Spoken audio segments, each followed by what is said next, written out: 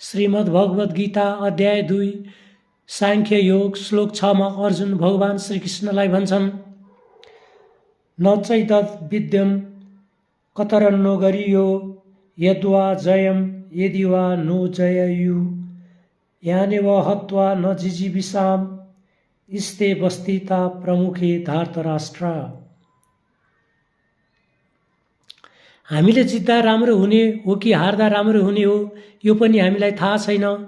हामी धृतराष्ट्रका छोराहरूलाई मार्न चाहँदैनौँ, तर तिनीहरू नै युद्धभूमिमा हाम्रो अगाडि उभिरहेका छन्। We don't know which would be the better for us, that we should conquer them or they should conquer us. अध्याय 1 मा अर्जुन कुरुक्षेत्रमा प्रवेश गरेपछि उनको मन अस्थिर भयो। त्यसपछि अस्थिर मन ढाकछोप गर्न कमजोर मुद्दा भए तापनि तर्कले जित्न खोज्ने वकिल झैँ अर्जुनले बहस गरिरहे, आफ्नो अहङ्कार प्रस्तुत गर्दै आए। उपरोक्त श्लोकमा बल्ल आफ्नो अहङ्कार तर्क कमजोर भएको अर्जुनले महसुस गरे। अब चाहिँ गलेको देखिन्छ। नत्र अघिल्ला श्लोकमा भिक्षा मागेर हिँड्छु भन्दै थिए, आफ्ना धनु नै एकातिर पन्छाए। हामी निर्णय कसरी गर्छौँ भने सुरुमा 5 इन्द्रियको सहाराबाट सूचना सङ्कलन गर्छौँ। जस्तै सर्पले टोकेमा मनलाई सूचना दिन्छौँ, कालो वा सेतो, लामो वा छोटो, कस्तो सर्पले टोक्यो। त्यो बेला हामी कति डरायौँ वा डराएनौँ।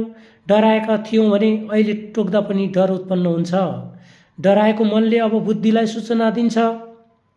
बुद्धि पहिले कमजोर भएकोले उसले कमजोर पक्ष भएको बारे आत्मा वा चेतनालाई सूचना दिन्छ। बुद्धि नै पवित्र नभएमा चेतना वा आत्मासँग निर्णय गर्ने क्षमता नै हुँदैन। बुद्धि र चेतनाको बीचमा अहङ्कार बसेको हुन्छ। जब चेतनाले काम गर्न सक्दैन, अहङ्कारको निर्णयमा हामी लाग्छौँ। त्यसपछि त्यही सूचना इन्द्रियसम्म आइपुग्छ। गरेका काम विफल हुँदै जान्छन् अनि दोष भाग्यलाई दिन्छौँ। कहिलेकाहीँ केही सफल हुनु चाहिँ काकताली हो। कुनै कुराको निर्णय गर्न विज्ञानको अनुसन्धान अनुसार 1 अरब मस्तिष्कको कोशिका सक्रिय हुन्छ। हाम्रो अज्ञान अहङ्कारले गरेको निर्णयको परिणाम के होला? अति अहङ्कार भएको व्यक्तिलाई अनिन्द्रा, तनाव, क्रोध, रोग बढी हुन्छ। आज रोग ठिक भए जस्तो लाग्छ, फेरि 2-4 दिनमै रोग बढ्छ भने हामीभित्र पत्र भएको अहङ्कारले हो भन्ने कुरा बुझ्न सकेका छैनौँ। जबसम्म हाम्रा इन्द्रियहरू भोग गर्नको लागि सक्रिय भइरहन्छन्, हाम्रा चेतना वा आत्मा निष्क्रिय हुन्छन् र के गर्दा उचित हुन्छ निर्णयमा पुग्न सक्दैनौँ। To be or not to बीको स्थितिमा पुग्नु भनेको अहङ्कार अलिकति घट्नु हो। अर्जुन जस्तै गर्ने कि नगर्ने, मर्ने कि मार्ने दोधार अवस्था हो। जब अहङ्कार शिथिल हुन्छ, शरीर मन लयमा फर्किन सुरु गर्छन्। यो अवस्थालाई कन्फेसन वा स्वीकार भनिन्छ। शान्ति प्रवेशको लागि ढोका खुल्छ।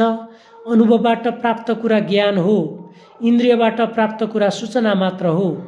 आगोमा हात राख्यो भने पोल्छ भन्नु सूचना हो। जब हामी हात राख्छौँ अनि बल्ल पोलेको थाहा पाउँछौँ, त्यो ज्ञान हो। अर्जुन पनि ज्ञान मार्गमा प्रवेश गर्न लागेका छन्, असल गुरु भगवान श्रीकृष्णको नेतृत्वमा।